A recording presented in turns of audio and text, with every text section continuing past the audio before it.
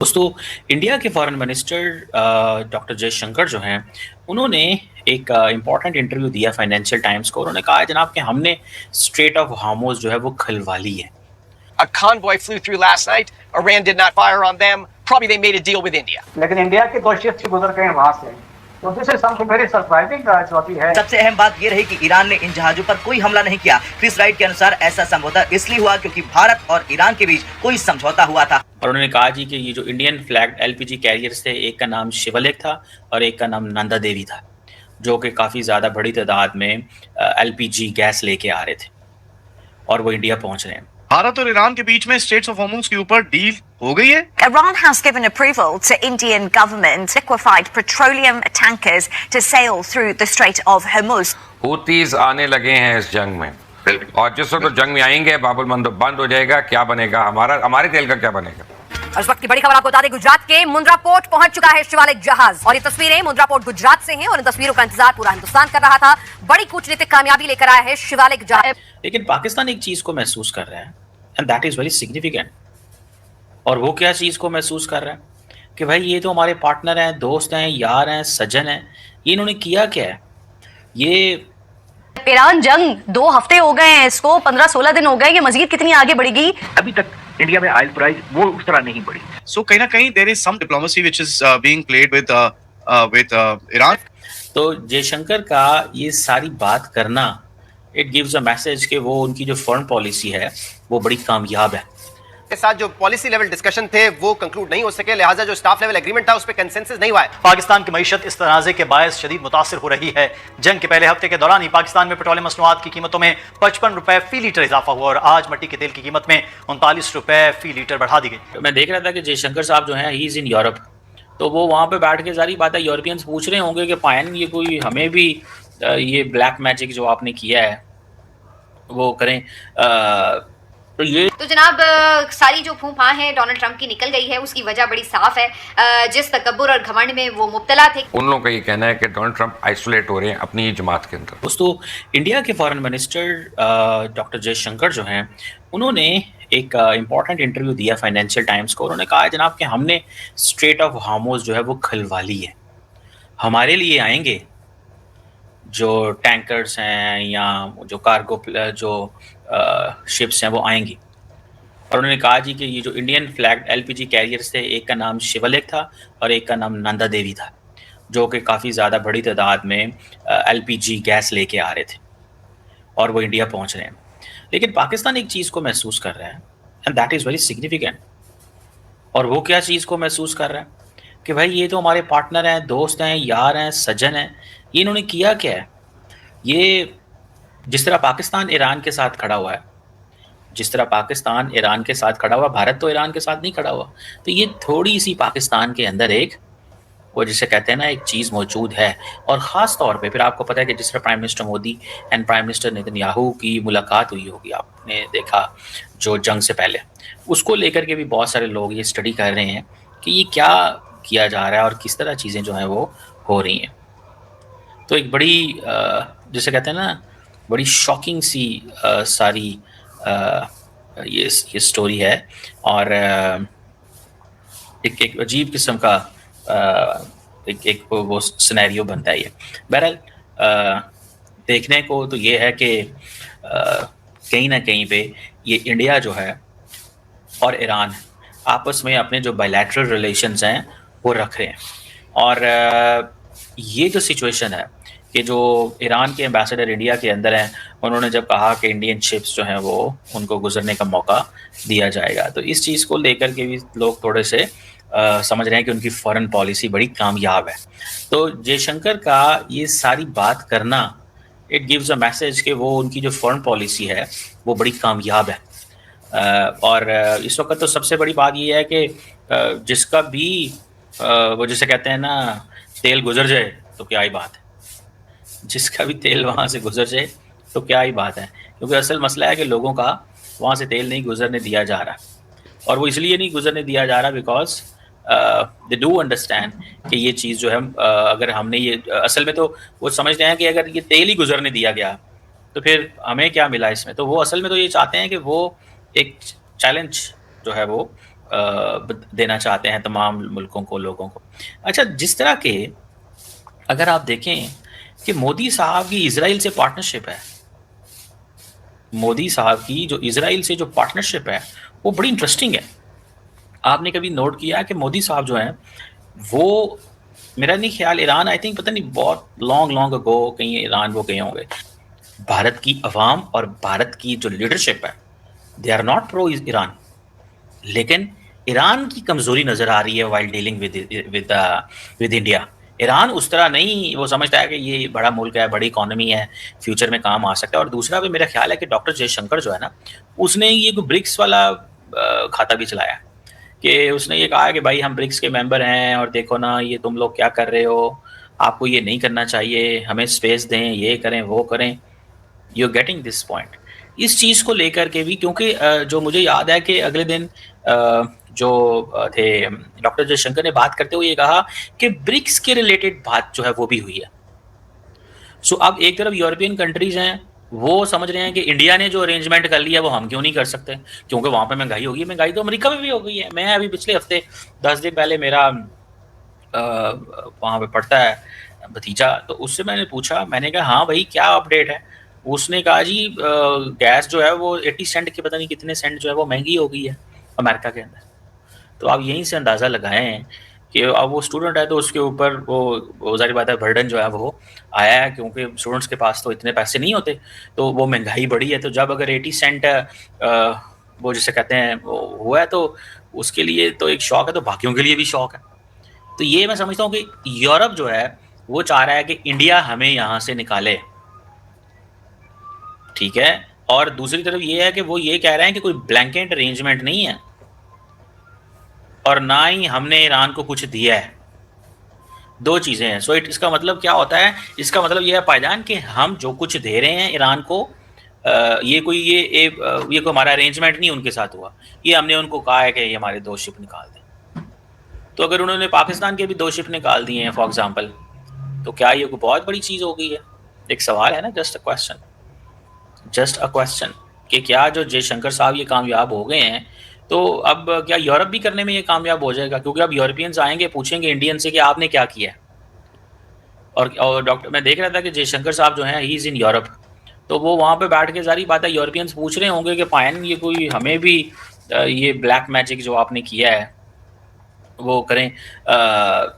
तो ये जो स्टेट ऑफ हार्मस से निकले हुए दोनों जो वो हैं वो पहुँच गए हैं वहाँ पे। अब इंडिया जो है अब हो सकता है कि क्या इंडिया जो है उसको भी इंटरनेशनल कोलिशन का हिस्सा बनाया जाए ताकि जो तेल वहाँ से सिक्योर किया जा सके। सो ट्रम्प जो है वो इंटरनेशनल कोऑपरेशन की बात कर रहा है। ट्रम्प जो है इंटरनेशनल कोऑपरेशन की बात कर रहा है और कह रहा है कि भाई साहब आएँ और इस स्टेट ऑफ हार्मस को प्रोटेक्ट करें, स्टेट ऑफ हार्मस को प्रोटेक्ट करें। समझ रहे हैं बात? तो स्टेट ऑफ हार्मस को प्रोटेक्ट क्या इंडियंस करने जाएंगे? मैं नहीं समझता जाएंगे। इंडियंस तेल ही नहीं लेने जाएंगे, इंडियंस तेल ही नहीं लेने जाएंगे वहाँ पे। इंडियंस ने तेल कहाँ से लेना है वहाँ? उनको ये है कि भाईजान निकलो यहाँ से, कोई ज़रूरत नहीं है तेल लेने की। क्योंकि एट दिस मोमेंट जो है उनके लिए एक बहुत बड़ी वो है, एक पेन है इस मौके के ऊपर।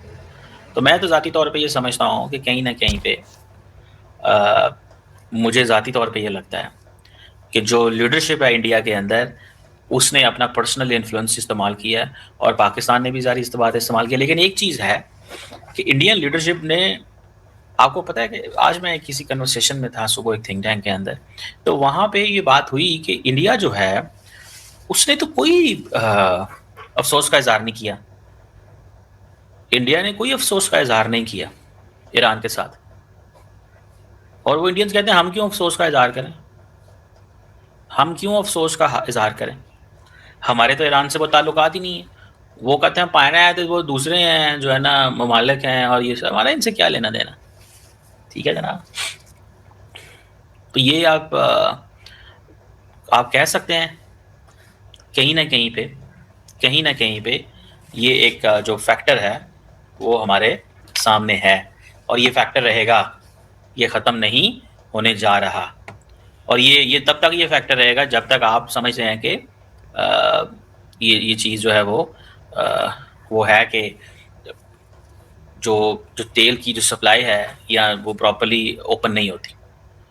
सो कहीं ना कहीं पे इंडियंस शायद यूरोपियंस को ये कहना चाहते हैं कि देखो हमारा ये इन्फ्लुएंस है, तुम्हारा नहीं है, क्योंकि हमारी वेस्ट एशिया में पॉलिसी जो है, देखें इस वक्त इंडिया के जो बेस्ट फ्रेंड है मिडल ईस्ट में दैट इज़ यूएई भी को 2000 मिसाइल मार दिए हैं उन्होंने, ईरानियों ने। लेकिन इंडिया क्या छुड़ा सकता है या इंडिया क्या स्पेस दिला सकता है यूएई को? नो, नहीं दिला सकता। पाकिस्तान ने सऊदी अरब को स्पेस दिलाई है, हमने गारंटीज लेके दी हमने। और ये जो सऊदी अरब पे जो कम हमले हो रहे हैं, this is because of Pakistan guarantees हैं। अब मैं तो ज्यादा श्रेय दूंगा मिडिल ईस्ट की कंट्रीज को। इतना हो गया, बेचारों ने अटैक नहीं किया, तो आपके हिसाब से मिडिल ईस्ट वाले डरपोक है, अरबी डरपोक है, वो ईरान से डर गए? अगर आपका पैरामीटर ये है कि जी देखिए उन्होंने यहाँ मिसाइल मार दिया, वहां मिसाइल मार दिया, एक अटैक हुआ, तो ये बेचारे यूएई वालों के ऊपर रोज उनके कहीं ना कहीं उड़ा दे रहा है ईरान, उनका कोई हिस्सा, वो तो नहीं मार रहे, वो सारे डरपोक है आपके हिसाब से? ये क्या टेस्ट है भाई? डरपोक वो आपके हिसाब से अरबी डरपोक है, यूएई वाले डरपोक हैं, और ईरानी से खाली बहादुर और शेर के बच्चे पैदा हुए हैं? ऐसे नहीं होता आरजू जी। वो समझदार लोग हैं, उन्होंने वॉर को एस्केलेट नहीं करने में भलाई समझी। जो ईरान कर रहा है वो अपने जिसे समझ लीजिए अपने ईगो की लड़ाई लड़ रहा है। और मैं खमनई रिजीम के साथ नहीं हूं, क्योंकि मुझे पता है उन्होंने क्या किया है। ईरान में टेररिज्म, कोई भी जो नॉन स्टेट एक्टर्स के टेररिज्म को बनाने के कॉन्सेप्ट और बनाता है, मैं वैसे किसी भी लोगों के साथ में नहीं हो सकता। मैं यूएई के साथ खड़ा हूं, मैं सऊदीया के साथ खड़ा हूं, मैं बहरीन, कतर, इन सब के ऊपर अटैक पे अटैक हुआ, और आपके साथ ये सारे कायर है क्योंकि सब ईरान से डर रहे, ईरान ने अटैक कर दिया, हम क्या करें? अगर ये सारे कंबाइंड अटैक अभी कर दे ईरान के ऊपर, तो ईरान का खेल खत्म होने में कितना देर लगेगा आरजू जी? मैं ये नहीं कह रही कि वो डर रहे हैं, मैं ये कह रही हूँ ईरान नहीं डर रहा। ये नहीं कह रही कि अमेरिका डर रहा है या इजराइल डर रहा है, लेकिन ईरान नहीं डर रहा, ये बात है। जब आपकी बदमाशी का कोई रिप्लाई नहीं कर रहा, और ईरान पे तो अमेरिका बहुत टाइम से पीछे लगा हुआ था कि जी आप न्यूक्लियर वेपन नहीं बना सकते, आप मिसाइल नहीं बना सकते, आप ये नहीं कर सकते, आप वो नहीं कर सकते, उसको लेकर ईरान के पीछे पड़े थे ना। ये तो बीच में नहीं, ईरान का सिंपल कॉन्सेप्ट था, इजराइल को बर्बाद करना है, उसके लिए हमें न्यूक्लियर वेपन चाहिए, उसके लिए हमें सारी वो चाहिए न्यूक्लियर वेपन। वरना पाकिस्तान को क्यों बनाने दिया अमेरिका ने? क्योंकि पाकिस्तान से अमेरिका को इजराइल को लेके कोई डर नहीं है, लेकिन इनसे डर था कि ये चला देंगे इजराइल के ऊपर। सो न्यूक्लियर वेपन इशू नहीं है, इशू इंटेंशन है। हमने तो पासपोर्ट पे लिख रखा है कि नहीं जा सकते, तो हम कैसे नहीं चला देंगे? मतलब हमारी भी तो एक तरह की वो है कि हम पसंद नहीं करते इजराइल को, डिसलाइक करते हैं, वो तो हमारे अंदर भी है। लेकिन हमें खैर आप लोग हमें आपकी वजह से बनाने दिया था, क्योंकि आप लोगों ने बनाया था, तो फिर आप लोगों को थोड़ा शांत रखने के लिए। ठीक है, वो ये बात मैं आपकी मान सकता हूँ कि ये आपकी बात में दम है कि हो सकता है उन्होंने आपको इसलिए कि हमें वो ब्लैकमेल कर सके। I agree with you. लेकिन ये तो इसके चांसेस हैं ना अर्जू जी कि आप ईरान पे चला दो, इजराइल पे चला दो, मगर उनको पता है आप नहीं चलाएंगे। देखिए मैं वही कह रहा हूं कि आपको क्यों चाहिए, आपका न्यूक्लियर वेपन क्यों है? आपको न्यूक्लियर वेपन क्यों चाहिए? अफगानिस्तान के लिए नहीं, अफगानिस्तान के साथ इतनी लड़ाई हुई, एक सेंटेंस नहीं निकला कि हम न्यूक्लियर वेपन मार देंगे। आपको न्यूक्लियर वेपन चाहिए उसके लिए, अरे फकर भाई, अगर आपको न्यूक्लियर वेपन चाहिए उसके लिए क्या नाम है, ईरान के लिए, यूएई के लिए, किसके लिए चाहिए आपको?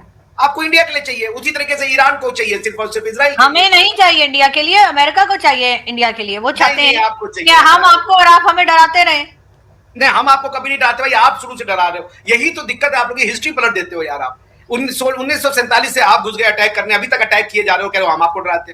कब डराए हम आपको? हम आप क्या वो बन गए अटल बिहारी वाजपेयी जी, चले गए बस लेकर के, और लोग भी बस लेकर चले गए। आप क्या चाहते क्या यार? ये तो फॉल्स इक्विवेलेंस बंद करें पहले आप। खाली हाथ आए थे ना सर, बैग भर के लाते कोई डॉलर शॉलर से।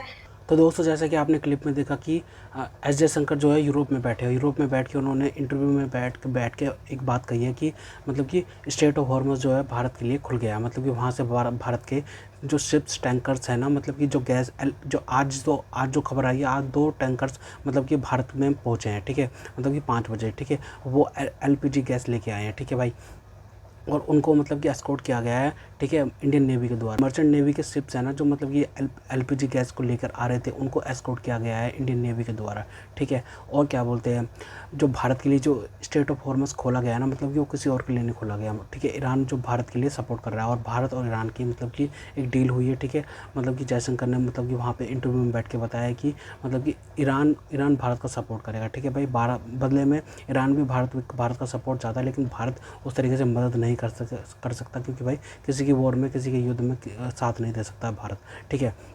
दूसरी तरफ वहाँ पे और भी मतलब देशों के शिप्स अटके हुए हैं, लेकिन भाई ईरान किसी को जाने की मतलब कि इजाज़त नहीं दे रहा है। वहाँ पे पाकिस्तान के भी वहाँ पे पाकिस्तान के शिप्स भी खड़े हुए हैं, लेकिन भाई वहाँ पे उनको निकलने का मौका नहीं मिल रहा है, ठीक है। लेकिन भारत की जो शिप्स है वहाँ पे उनमें जो झंडा लगा हुआ है उसकी वजह से क्या बोलते हैं, ईरान मतलब कि अलाउ कर रहा है उन शिप्स को जिनमें झंडा लगा हुआ है, वो भारत के शिप्स है, ठीक है। मतलब भारत का 1,35,000 टन का मतलब कि तेल वहाँ से निकल चुका है, और ये 46,000 टन मीट्रिक टन की जो LPG गैस है वो भी भारत में आ गई है, ठीक है। तो वहाँ से भारत को मतलब कि जिस तरीके से वो रूट खुला रहेगा भारत के लिए, उस तरीके से भारत के प्राइसेस, जो ऑयल के प्राइसेस है ना, मतलब कि ये भारत के अंदर नहीं बढ़ेंगे, ठीक है। और LPG गैस के भी प्राइसेस नहीं बढ़ेंगे, और उसके बाद वो जो किल्लत मच रही है ना वो भी बंद हो जाएगी, ठीक है। क्योंकि भारत जो LPG है वो 30% भारत के अंदर बनाता है, और 70% जो है भारत से दूर देशों से इम्पोर्ट करता है, ठीक है। अमेरिका है वो फंस गया है, मतलब कि ऑयल क्राइसिस बढ़े हैं ना पूरी दुनिया के अंदर, मतलब कि अमेरिका को सबसे ज़्यादा झटका लग रहा है, क्योंकि भाई साहब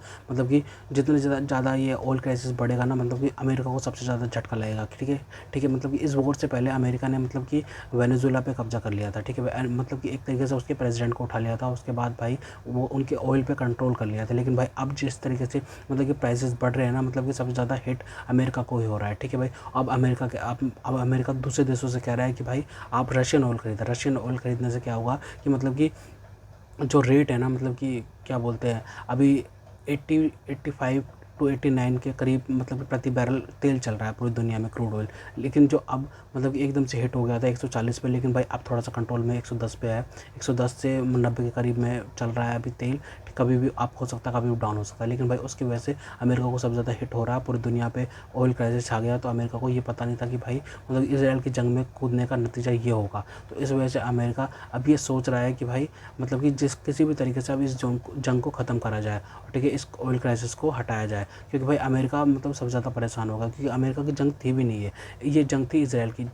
इजराइल को डायरेक्ट थ्रेट था ईरान से। ईरान ने मतलब कि बहुत बारी बोल भी रखा था कि भाई साहब हम इजराइल को नहीं छोड़ेंगे, तो इस वजह से इजराइल को डायरेक्टली थ्रेट था। और जो गाज़ा में मतलब कि जंग लड़ रहा था इजराइल, उस पर भी बहुत ज़्यादा सपोर्ट आ रहा था ईरान का। तो ईरान की वजह से मतलब कि इजराइल को तो बहुत बड़ा थ्रेट था। लेकिन पता नहीं क्या बोलते हैं, इजराइल ने क्या गुट्टी पिलाई अमेरिका को कि भाई मतलब अमेरिका साथ में हो गया। मतलब कि अमेरिका का तो इतिहास रहा है, अमेरिका हमेशा से इजराइल के साथ में मतलब खड़ा रहा है। मतलब कि 1973 की जंग जो हुई थी ना खाड़ी देशों के बीच और इजराइल के बीच में जो हुई थी, ठीक है भाई, तो उसमें भी अमेरिका ने साथ दिया था क्या बोलते हैं इजराइल का, ठीक है भाई सब। तो अमेरिका हमेशा से इजराइल का साथ देता है, ठीक है भाई। मतलब कि क्या बोलते हैं इजराइल का तो भाई सीधा मोटिव है कि भाई साहब मतलब वहाँ पे रजीम चेंज करनी है, ईरान में रजीम चेंज करनी है, और उसके बाद अपना ही बंदा एक बैठा के वहाँ पे रख देना है कठपुतली, ठीक है।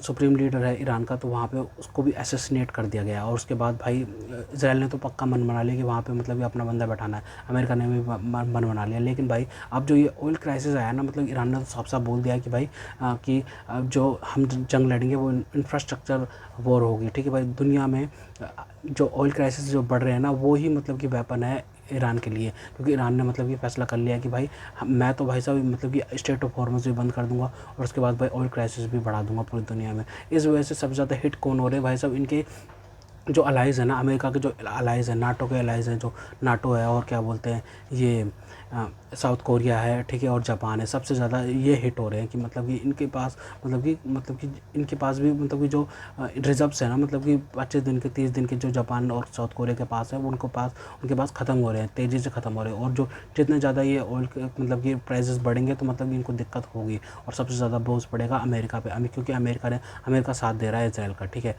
जिस तरीके से अमेरिका ने साथ दिया इजराइल का, भाई सब दुनिया तो देख के दंग हो गई कि भाई अमेरिका तो हमें कभी भी मतलब कि छोड़ के जा सकता है, लात मार सकता है। क्योंकि भाई जो GCC कंट्रीज़ है जिन पे लगातार हिट कर रहा था ईरान, ठीक है भाई साहब, उनकी सुरक्षा तो भाई साहब अमेरिका करता था। अमेरिका के बेसिस वहाँ बने पड़े थे, एयर बेसिस थे, ठीक है। तो मतलब कि सबसे ज़्यादा हिट तो ईरान ने वहीं पे कर दिया है, ठीक है भाई साहब। लेकिन दाद देनी पड़ेगी उनकी भी, मतलब कि जो GCC कंट्रीज़ हैं उन्होंने रिटेलिएशन नहीं कराया इस बात का, ठीक है भाई। और क्या बोलते हैं ईरान पर, मतलब अगर रिटेलिएशन करने आते तो मतलब कि बहुत ज़्यादा खतरा हो जाता दुनिया के लिए, मतलब तीसरे विश्व युद्ध की तरफ बढ़ सकते थे दुनिया। लेकिन भाई मतलब कि उन्होंने कंट्रोल कराया, ठीक है। सऊदी अरेबिया ने, कतर ने, यूएई ने, ठीक है, इन्होंने बहुत ज़्यादा कंट्रोल किया है कि भाई ठीक है, मतलब ये अमेरिका के एयर बेसिस पे हिट कर रहे हैं, ना कि हम पर हिट कर रहे हैं। अगर उन पे हिट करा रहा था तो वो जवाब भी देते, लेकिन भाई अमेरिका के बेसिस पे हिट करना मतलब ये उनके देशों पे उनकी सॉवरेनिटी पर हिट करना नहीं है। क्योंकि भाई अमेरिका तो मतलब कि अपना काम करके निकल जाते हैं, लेकिन फंस जाते हैं दूसरे मुल्क में। मतलब ये अब दूसरे मुल्कों ने मतलब जो मतलब ये अमेरिका के एलाई थे, उन्होंने अब तय कर लिया है कि भाई अमेरिका का साथ नहीं देंगे भाई, क्योंकि भाई अमेरिका तो भाई निकल जाता है और फंस जाते हैं सब।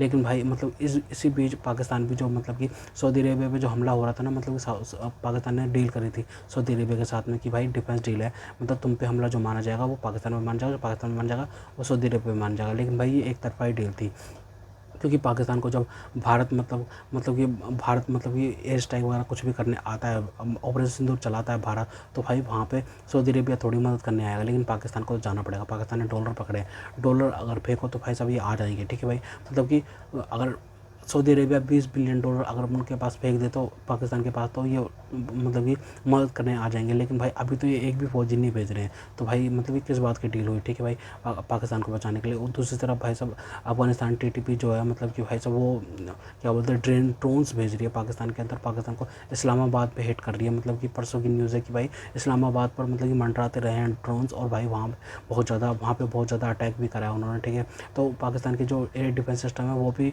मतलब कि उनको इतनी टेक्नोलॉजी नहीं है उनके पास कि वो डिटेक्ट कर सके उस चीज़ को, ठीक है भाई साहब। और जो चाइना से ले रखा है इन्होंने एयर डिफेंस सिस्टम, वो मतलब कि उनको समझ नहीं आया कि भाई मतलब कि वो उसका इस्तेमाल कैसे करना। उन्होंने ले तो लिया डॉलर पकड़ के, एड पकड़ के, लोन पकड़ के, लेकिन भाई उसका इस्तेमाल करना नहीं आ रहा उनको, ठीक है भाई। क्योंकि एयर डिफेंस सिस्टम तो मतलब कि अमेरिका का भी एक्सपोज हो गया है पूरी दुनिया में, और चाइना का भी हो गया है, ठीक है भाई। क्योंकि GCC कंट्रीज़ में जो एयर डिफेंस सिस्टम है ना, वो अमेरिका का ही लगाया हुआ है, लेकिन भाई वो काम ही नहीं आ रहा अभी, ठीक है भाई। तो सऊदी अरेबिया तो खुद भारत के एयर डिफेंस सिस्टम की मांग कर रहा है, जो भारत का आकाश एयर डिफेंस सिस्टम है ना, जो सुदर्शन चक्र है भारत का, वो भाई मांग कर रहा है सऊदी अरेबिया, ठीक है भाई साहब। ये सिचुएशन आ गई है पूरी दुनिया में, ठीक है भाई साहब। पूरी दुनिया में मतलब कि स्टेट ऑफ हॉर्मस जितने दिन तक बंद रहेगा ना, तो पूरी दुनिया में ऑयल क्राइसिस रहेंगे। जब जिस दिन मतलब कि खुल जाएगा पूरी तरीके से, उस दिन से मतलब ऑयल क्राइसिस के क्या बोलते हैं, ऑयल के प्राइसेस जो है ना, मतलब कि वो डाउन होने शुरू हो जाएंगे। यही वजह है पूरी दुनिया में कि भाई क्या बोलते हैं ऑयल क्राइसिस से क्योंकि भाई पूरी दुनिया मतलब ऑयल पे डिपेंड है। एनर्जी की खपत जो है मतलब उसी से सारे के सारे मतलब कि प्रोसेस करके तेल और डीजल और केरोसिन और क्या बोलते हैं ये ग्रीस वगैरह निकाली जाती है, मतलब ठीक है, LPG वगैरह भी से निकाली जाती है। तो भाई अगर ये नहीं होगी तो भाई पूरी दुनिया थम सकती है, क्योंकि भाई मतलब कि हर चीज़ में खपत चाहिए होती है इनकी, मतलब टेक्नोलॉजी के लिए। और टेक्नोलॉजी में जितने आगे बढ़ी दुनिया उसी वजह से बढ़ी है। तो खैर, तो दोस्तों अगर आपको हमारी वीडियो पसंद आई तो कम से कम व्हाट्सएप पर जरूर शेयर कीजिएगा, साथ साथ चैनल को सब्सक्राइब करके हमारा मनोबल जरूर बढ़ाएगा, ताकि हम आपके लिए ऐसे ही मनोरंजन वीडियोस बनाते रहें। तो गाइस मिलते हैं आपसे अगली वीडियो में, तब तक के लिए जय हिंद।